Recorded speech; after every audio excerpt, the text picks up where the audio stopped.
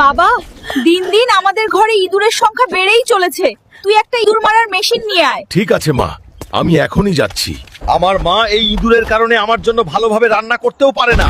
আজকে এই ইঁদুরের 14 গোষ্ঠী এক করে সব চটাই করে ফেলবো। চাচা, আমাকে একটা বড় ইঁদুর মারার মেশিন দেন। এই নাও ভাতিজা। না চাচা, এই ছোট মেশিন দিয়ে আমার হবে না, আমার চাই বড় মেশিন। এই বাঘ, এই বাঘ, দাঁড়া বলছি। তুই আমাদের ঘরের ইঁদুর মারবি, না হলে আমি তোকে খেয়ে ফেলবো। মা, মা, তাড়াতাড়ি বের হয়ে আসো। দেখো, তোমার জন্য ইঁদুর মারার মেশিন নিয়ে এসেছি। এবার থেকে একটা ইঁদুরও তোমাকে বিরক্ত করবে না। বাবা, এটা কি নিয়ে এসেছিস? এটা তো বাঘ, আমাকে খেকে ফেলবে। না মা, ও তোমাকে কিচ্ছু করবে না। ও আমাদের ইঁদুর মারতে সাহায্য করবে, যাতে তুমি ভালোভাবে রান্না করতে পারো।